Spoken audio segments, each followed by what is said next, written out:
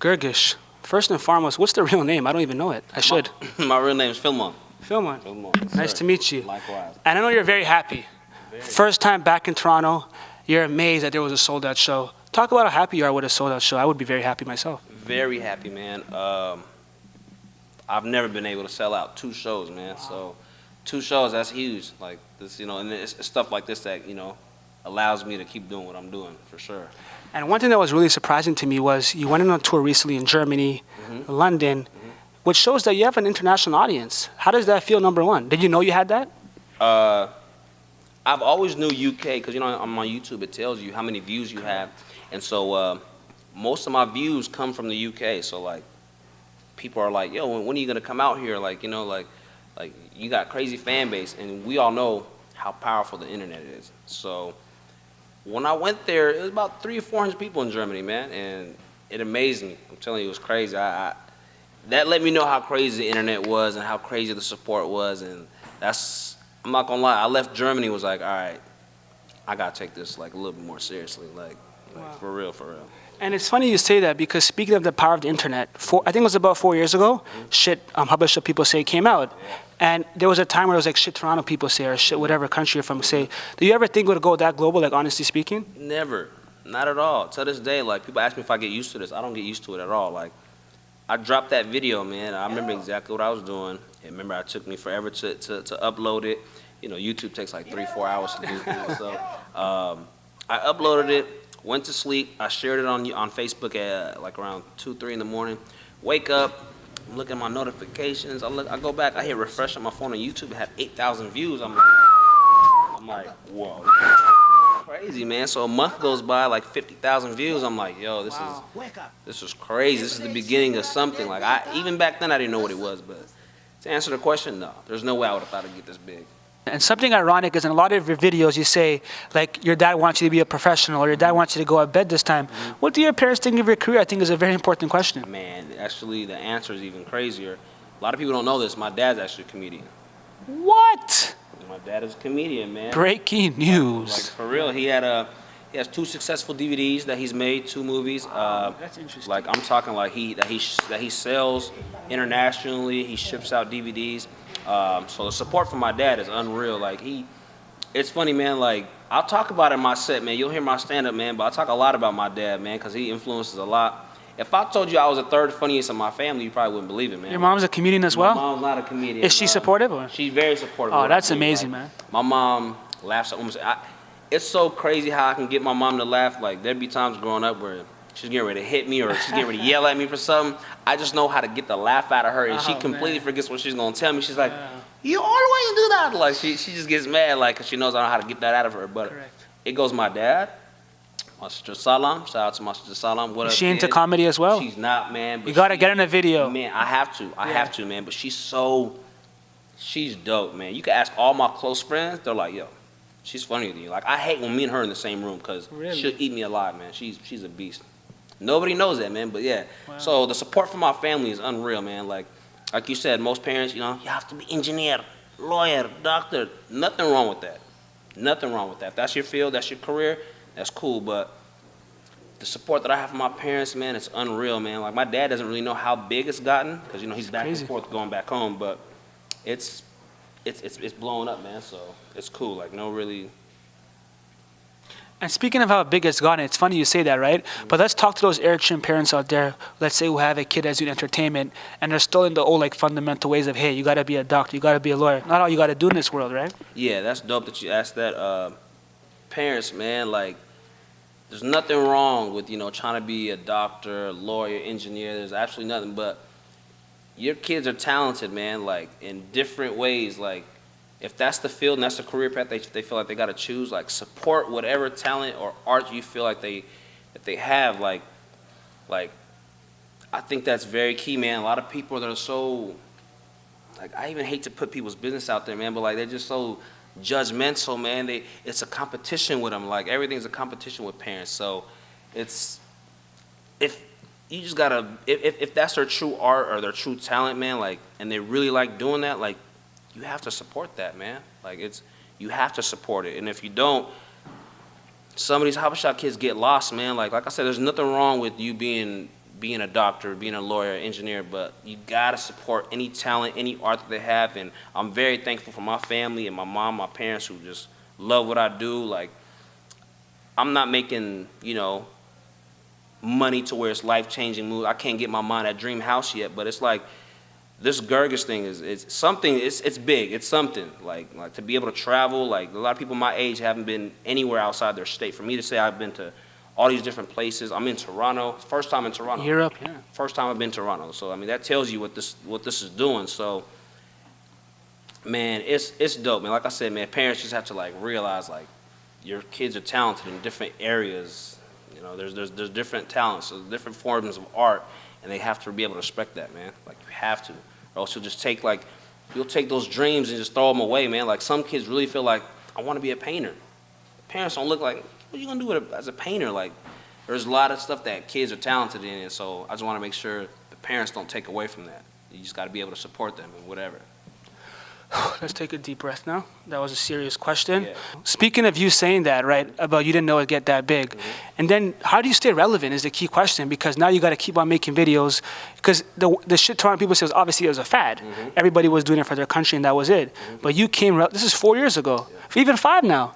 And how did you stay relevant is a true question. That's a great question, man. I would have to say the IG movement, when the Instagram videos came out, a lot of my fans actually get mad. They're like, yo, when are you going to make YouTube? Get back to your YouTube. And that's very true. I moved to LA, so to be able to keep the same cast is kind of hard, but I promise I'm going to keep making YouTube skits. But I would have to say IG. IG kind of kept me. A lot of people don't even know, man. All my YouTube followers like, yo, where is he at? Where is he at? They don't even realize how many IG. And I'm on IG now, and like, it's only like 15-second clips, so it kind of like makes me work. So I got to get the funniest point in 15 seconds. Like, how do I do that? So that kind of challenges me to like keep going. And obviously this fan support that I get, all the followers that I get. I think I just hit my 10K mark. 10K followers on IG. That's huge on my IG. Hey, man, it's popping. Yeah. Follow your boy, man, at Gergish.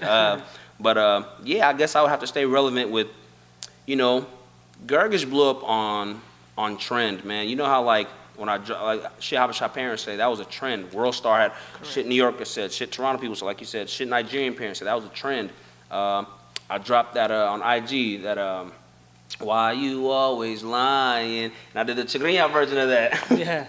And so that one blew up, man. It was crazy. I did the damn Daniel. Yeah. That one blew up. Like, so I guess that's a way to keep myself relevant, and obviously like the true factors as far as like real life experiences. Like, when it's real, that makes it 10 times funnier. So how are you able to make the transition from making YouTube videos to actually going to places and performing? Okay, so to be real with you, my first stand-up was at my high school talent show, Overland High School. Shout out to Overland High School, Trailblazers, class of 2004. But that's when it started, and then I stopped doing it. And then when I did shit Habesha parents say, 2000, yeah. And then someone asked me like, yo, do you do stand-up? They want to book me to do stand-up for the Minnesota tournament. Wow.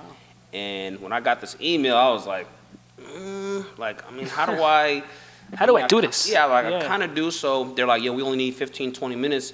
And so I wrote something quick. I had like a free like trial show in Denver. All my friends came and supported me. They're like, yo, man, like, you really know how to do this, man. So when I tried it first, when I went to Minnesota, the love I got in Minnesota was crazy, man. So when I see how many people came out, how many people were laughing, I'm like, okay. So now each show, like, I add more and more to it. So now my set is like a strong 40-minute set, man. Like, wow. Like solid 40 minutes. And that's it. It definitely started when I did that first Minnesota show, but like I just had to keep adding on to it. And the stuff that I don't want to give too much away from the show, but like the stuff that I guess I talk about, that I talk about, it's like very relevant to the first generation. You know what I mean? Like people who came out, our age, the first generation kids. So they're gonna be able to relate to it. It's funny how the young kids, obviously my main support is like the young kids, but it's dope the range of fans, like age group wise, that I have, man. And most parents love me. The dads hate me. I'm gonna keep it real with you, man. Really? Yeah, most dads hate me. Wow, that's interesting. Most dads hate me for sure. The Because moms you're always imitating go, them, right? Yeah, of course, Yeah. you know. But you know what's really interesting to me as well? It's like you make that video. I keep on going back to the video because it really surprised me, right? Like you make that video. What made you want to make that video first? Like, was it because you seen everything catch on? Did you? Because let's say if somebody else makes it 1st and they can do the accent just like you can, maybe there's no Gergish, right? But what made you want to make that first? Like, did you think this is a time thing? I got to do this right away. Yeah, I knew I had at least maybe like I was last to do it. Like to be real with you, like I think I caught like the last wave of that. Like my boy told me if you don't drop it within this week, like it's gonna be over. It's just gonna be a trend that no one's remembering. You're gonna be late on it. And so when I dropped it, it was perfect timing, man. And then just the whole start of everything before the actual thing, like I feel like the name Gergish, I couldn't have picked any other name. Like I think Gergish, the name Gergish is so unique.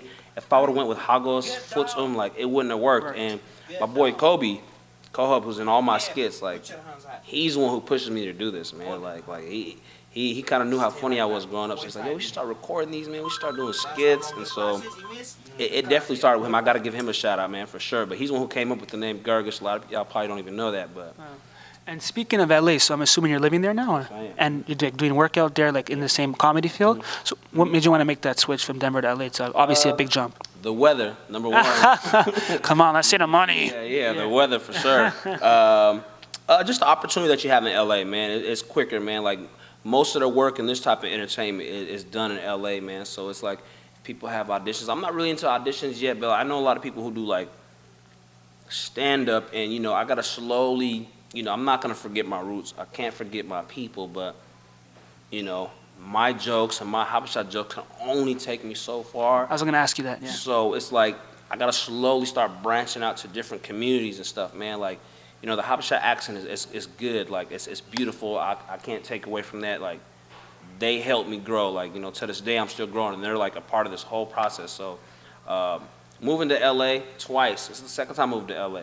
So that just lets you know like how dedicated like I really am to try to make this happen. So if I guess the answer to that question is like just more opportunity in LA. And it's funny you say that. You're such a great interviewee because you're such a good for the follow-up question, which is, do you think doing the Habesha accent, is it a sustainable career? Do you think you could actually keep on doing this and make you money, realistically speaking? Yeah, man, because I mean, you never know who's watching. Like you never know who's watching, and there might be a movie and they're like, you know what, like I don't want to. I don't want an Indian guy at the register. I want like, you know, what's out right now. Like when you go to that 7-Eleven, when you go to that corner store, like it's the Habesha guy at the register. Like, man, who can do a Habesha accent? And like, who knows? They might come across like, hey, man, there's a guy who's out right now, Gergish. Like, I'm not saying that's how it's gonna go, No, but absolutely. it's scenarios like that that usually help you blow up. You know what I mean? So. You think the Habesha accent is big enough though? Or you, like, I mean, I wouldn't know. I don't live in the States, but. I think it's getting big, man. I think it's getting big, man. You know, Drake shouted it out. You know, shout out East African Girl, like, you know. Which helps. Yeah, a lot of people help with that, but a lot of people starting to know what Habeshas are, man. Like, they're starting to know Eritreans, Ethiopians, like, they're definitely starting to know who we are, man. So, I don't want to act like I'm putting this on the map. I don't see it like that, but, like, I definitely don't want to act like I'll never start doing Habesha accents again, because I can't forget where I came from, to be real with you. I'm back and I'm better. Baby, it's whatever. And now we're gonna end this off on my bread and butter, the fun stuff. So we're gonna get to some like social media, Twitter stuff. You recently said on Twitter that out of the whole Cat Williams situation, Meek Mill is benefiting most. What did you mean by that? I mean, like, people are no longer talking about Meek Mill. Like, now it's Cat Williams, and it's funny you said that. Like, Cat Williams might be getting a little weight taken off with this whole D'Angelo Russell situation. Yeah, that's right. So I mean, that's pretty much how I was going at it. Like, you know, I'm not saying Meek is completely off the hook, but he's probably the only person who's benefiting off Cat Williams being in the headlines right now. Yeah, sorry to the older Habesha parents watching this. This part does not really relate to you, but this is for the younger people. They're sitting there like, what are you talking about? And I need you to do a perfect imitation of that Hurricane Nagisti thing. Tagisti. I found it to be very, very hilarious. Can you imitate that for me? Yeah, I gotta have this. Okay. Okay, Hurricane Gergish, she's coming. She's mad. I don't know what we did to her, guys, but she's mad. Hurricane Gergish. That's how you really do it. And now we're gonna get to some photos. Are you ready? Some photos? Photos. You got some photos? Pictoblast. Let's do it, man. I wasn't ready for this one. This is new. This is where we Been make our doing money. interviews all day. I ain't getting no So, photos yet. are you a barber? Wow. As like a day job, or can you hold this for me and tell the camera? And yeah, so are you a barber by day job? Not anymore, man. I used to be a barber, man. I used to love cutting hair growing up, so that's dope that you have that. But Yeah, but no. yeah, man. I love cutting hair, man. Like in the Habesha community, especially, man. Like I was their barber in Denver, Colorado. So Throwback for real. yeah, I still got it. Matter of fact, my boy Kobe asked me for a lineup right before this interview. So, you know, I still got it. I still know how to cut my own hair. I still know how to cut my boys, you know, my roommates or whoever that I'm with or whatever. But yeah, I definitely consider myself a barber. I definitely made a living cutting hair for about 5-6 years. So, yep, that's funny. And speaking of haircutting, you made a funny comment the other day. You said, there's good news that you're in Toronto. One, there was a sold out show. And the second part, you thought your hairline was receding, Yeah. which I don't see at all, but Right. oh, it's fine, man. Hey, Come on. You're a not barber, gonna- you could fix it. I'm not gonna lie. Like I said, I don't want this to take away from the joke because I'm talking about this too. Correct. I'm lucky, man. Like this is. Yeah, for an Eritrean, it's lucky. I know at least 10 people who will pay $2,000 for this hairline right now. I swear to God. Safari. I could start an auction right now and it'll probably happen. But yeah, that's dope. yeah, that's just a little teaser, man. Like it was hard to get the second show, but I just want to give the fans a little something to laugh about. Yo, I got good news and I got bad news. Which one y'all want to hear first? They're both Good good. news, yeah. All right, so throw that away. That's how we do it. Yep, that's how you do it. So our next one is, this is a funny meme you made. Read it out loud, and then you'll tell me what happened. So read it for me. The look on your face when you try to turn off the edited TV, but your mom wakes up out of nowhere and says, "Leave it on. I was watching it." Whew. So tell me about that. Has that happened at your house? What? Growing up, man, like I'm walking in, from whatever it is I was doing. It's obviously late night from partying, whatever it is I was doing when I was growing up. And I walk in, I see the light, the TV's on, edited TV, of course. My mom is sleeping. I know she's sleeping because she didn't hear me walk in. She didn't do anything, and she's, I don't know, maybe waiting up for me. I don't know why she's not sleeping in her own room, but she was. And so I go to turn it off. The minute I turn it off, she goes, no. Gadafa, kriyamu. I'm like, nah, you're not watching this at all. That's So, crazy. yeah, but that's definitely true. And the buzz I got on this, man, like obviously everyone knows it's true. Like that's the thing with some of the stuff that I make fun of. When it's true, it's the funniest, man. Like some of the funniest jokes are usually true, and like I just know how to like exaggerate them, kind of. So. For sure. Interesting. Yep. Stick in there. We got some funny ones coming. Right. We got another one right here with Rachel Dozel. I think her name Dolezal. Oh, but you called her Rahel. Yeah. So tell me about that one and point it at the camera. Yeah, so everyone remembers her. This girl. This is more of the trendy stuff, like I said. Rachel, everyone knows Rachel, but like really, this girl, you can't. That's like a Rahel, right? She definitely yeah, like a half-half. Yeah, like to figure out that she was actually white the whole time is crazy. So I just threw my own. Instead of Rachel, it's Rahel. Has no relation to my sister Rahel. Ooh, that's a good one. She's not as bad as her, is she? Yeah. What? Behavior-wise. No, never. Not like that. No, yeah. definitely not. He's like, what the hell did this guy just say? Yeah. That's funny. All right, Brett. So we got 3 more. Stick in there. It's another one similar to this. This is a really, really funny one. So I need you to read. God. Read that out for me. That was hilarious. The look you give your Habesha. Sorry, can you do the accent if you don't mind? Okay. Yeah. The look you give your Habesha mom when she says, "Why you don't marry Luam?" You know Luam, right? The one you've been claiming as your cousin for the past 20 years of your life. Like, look at that face. That's priceless, man. Like, this shit, oh my God. Yeah, this shit was hilarious, man. Like, I seen it on the meme generator, and I was like, man, what does this picture tell me? And that was like one of the memes I was able to come up with, man. Like I said, I don't want to take too much because I talk about this in my stand-up, but it's true, man. Like, why do our parents, like, rush? It's so true, too. It's messed up. It's true. Yeah. Like I said, some of this funniest stuff is true. I just know how to exaggerate it, man. Like, Luam was a girl that was been, that's your cousin, that's your cousin.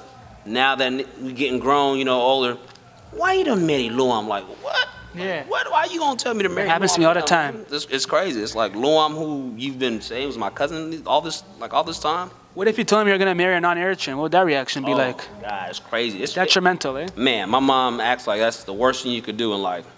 Wow. She tells me all the time. Both times I moved to LA, she's like, please, if you're gonna marry Habesha. I'm serious. There's nothing wrong with not marrying one, right? Not at all. That's Love is blind, man. Love has no colors. Thanks, man. Bro. My parents listened to this. Not at all. Love has no colors, man. They're probably gonna hate me for that one. Yeah. All right, 2 more to go. This is a really funny photo. So this gentleman right here, right? Yeah, speak about him. He made your 30th birthday something to remember, and I heard he's a very successful man in Atlanta, right? Yeah. So tell me about this guy. Shout out AG, Alex Getawin, man. He held it down for your boy.